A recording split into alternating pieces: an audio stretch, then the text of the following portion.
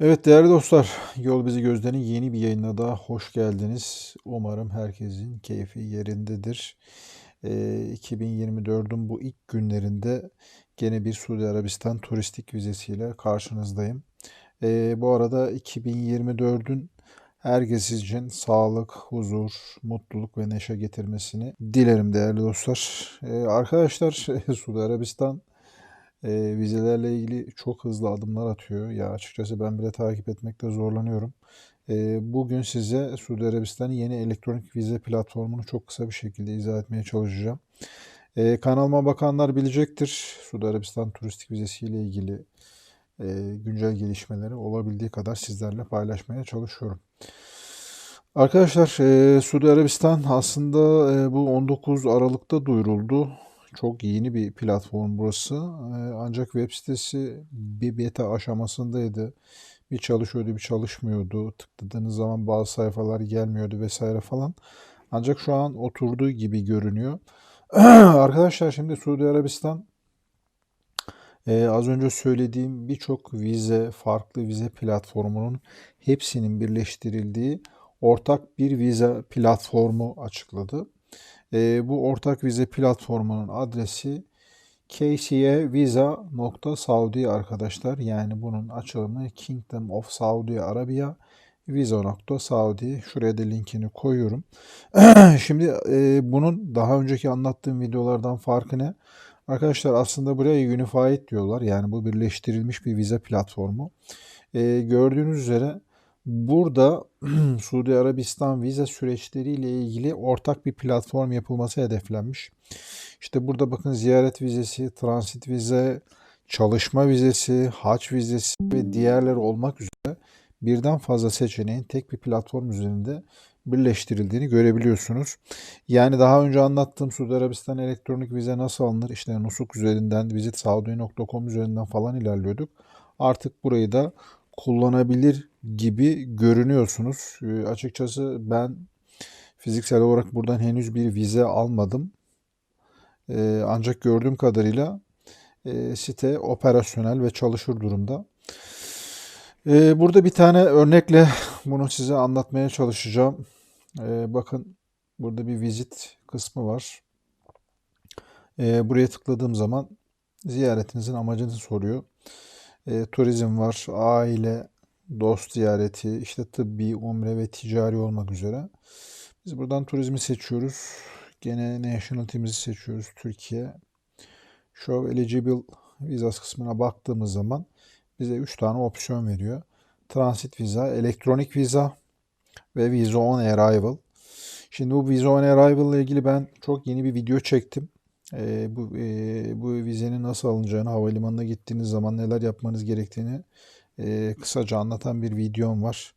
Bunu merak eden arkadaşlar kanalımdaki bu videoya bakabilirler. Transit vize değerli dostlar, üçüncü bir ülkeye giderken Suudi Arabistan'ı transit olarak kullandığınız durumda 96 saate kadar alınabilen bir vize. Bununla ilgili de ayrıca bir video çekeceğim. Bunları da sizlerle paylaşmaya çalışacağım. Şimdi bu elektronik vize kısmından ilerleyelim. Apply Now diyorum. Dikkat ederseniz bir ekran açıldı. Burada diyor ki if you have previously obtained a visa through us, please provide the following information more expedited experience.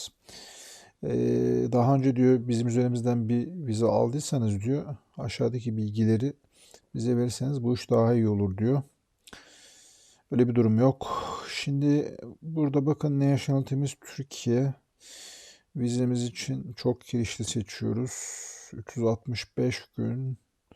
Maksimum 90 gün kalışlı. Tahmini ne zaman geleceksiniz diyor. 1 Şubat dedim. Oturduğunuz yer Türkiye. En yakın elçiliği soruyor. Mesela normal daha önceki visitsaudi.com'dan farklı ekranlar.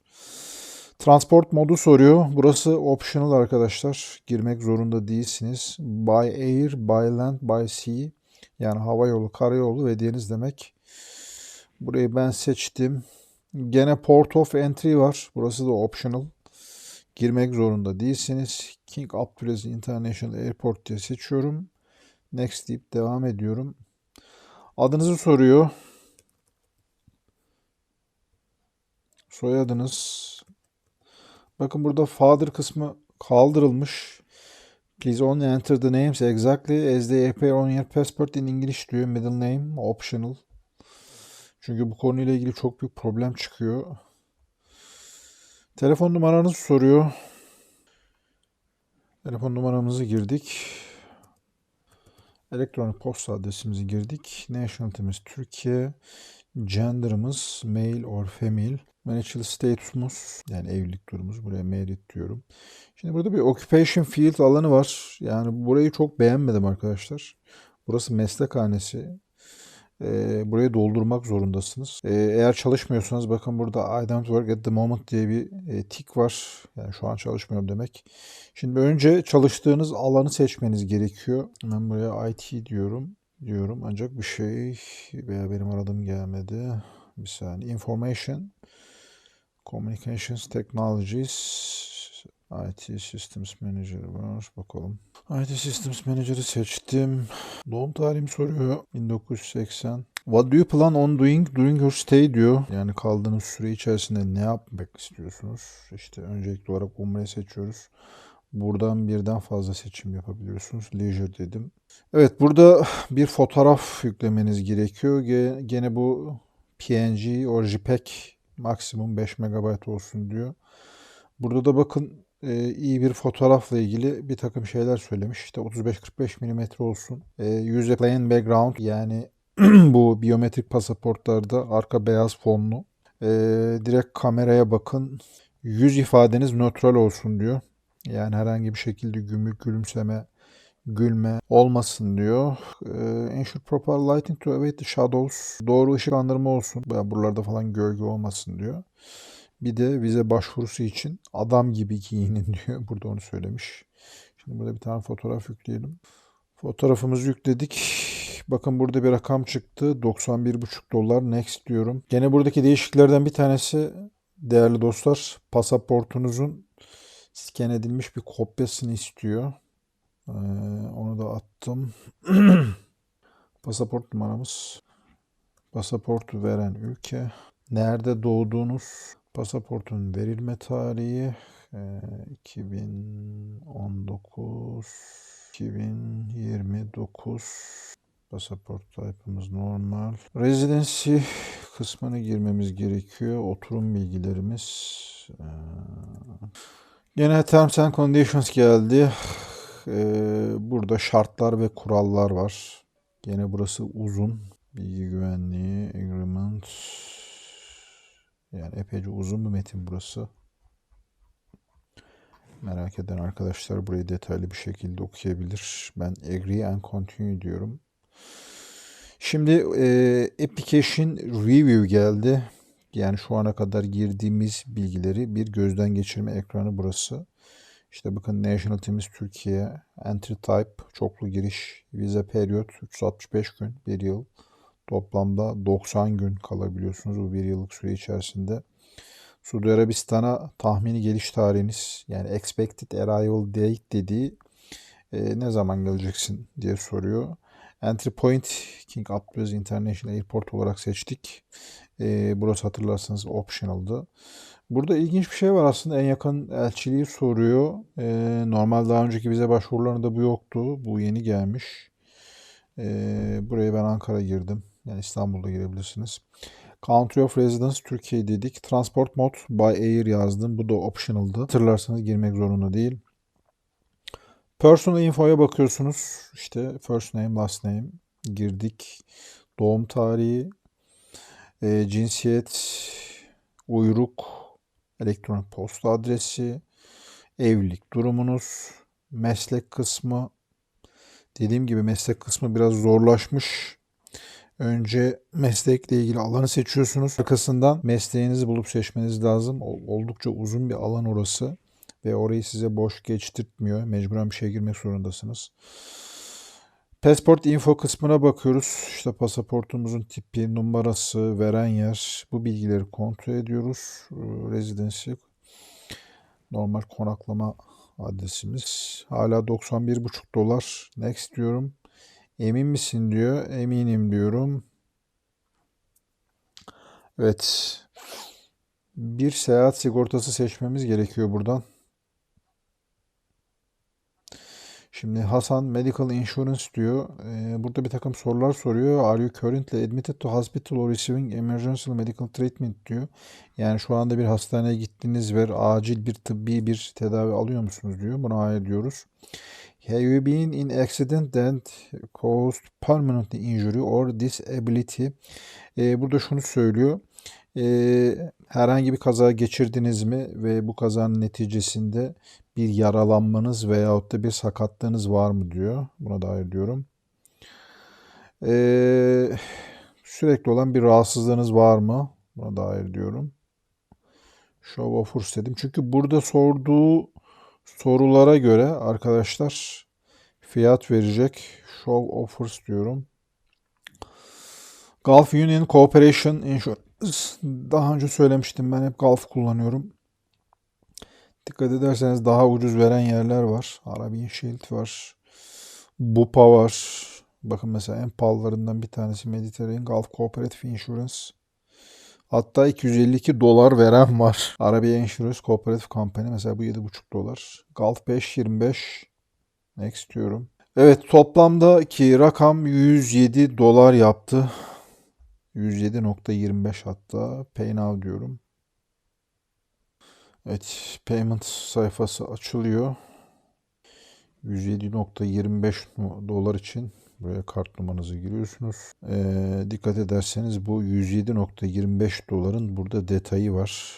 İşte application fee, yani bu başvuru ücreti. Bir viza bedeli var. Buna 81 dolar demiş. Sigortayı kendimiz seçtik. 5.25 dolar. Bir de bu sigortanın bir servis bedeli var. Ona da 10.50 dolar demiş. Şimdi şurada Terms and Conditions kısmı var. Buna tıklıyoruz. Çok bir şey yazmıyor. Yazıyor, pardon. Evet arkadaşlar. All fee payment made using a payment system for application processing fee. Bakın şurada başvuru ücreti 10.50 dolar yani. Medical Insurance Service Fee 10.50 dolar. And medical certificates are non-refundable diyor. Bunlar geri ödenmez diyor. Yani vizeyi bir şekilde iptal etmek isterseniz bu kredi kartı ile yapılan ödemelerde bunların kesinlikle iade olmadığından bahsediyor. Evet, buraya kredi kartımızı girdikten sonra pay diyoruz. Pay dedikten sonra elektronik vizamızın onaylanmasını bekliyoruz. Bununla ilgili aslında burada bize bir ID vermedi. Muhtemelen elektronik posta adresine gelecek bu. O şekilde düşünüyorum. Evet değerli dostlar, Kingdom Saudi Arabia Visa resmi portalı ile ilgili benim bugün anlatacaklarım bu kadar. Umarım video sizler için faydalı olmuştur. Vize videolarının arkası gelir mi ben de emin değilim. Dediğim gibi Suudi Arabistan çok fazla değişiklik yapıyor bu sistemde. Ancak bu sistemin başta da söylediğim gibi tek bir amacı var. Birçok devlet servisini ve vize hizmetini aslında tek noktada birleştirmek. Dikkat ederseniz burada turistik vizeyi de görüyorsunuz. Umre vizesini de görüyorsunuz. Ve çalışma vizesini de görüyorsunuz. İş vizesini de görüyorsunuz. Hac vizesini de görüyorsunuz. Aslında bunlar için ortak bir platform yapılmaya çalışılmış. Ve bu ortak platform üzerinden vize hizmeti artık buradan sunulmaya başlanacak.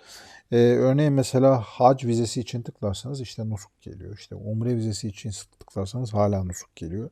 İleride bu tamamen değişir mi bilmiyorum. Ancak şu anki sistem böyle. Artık elektronik vizanızı da bu web sitesi üzerinden alabilir gibi görünüyorsunuz. Dediğim gibi ben bunu test etmedim.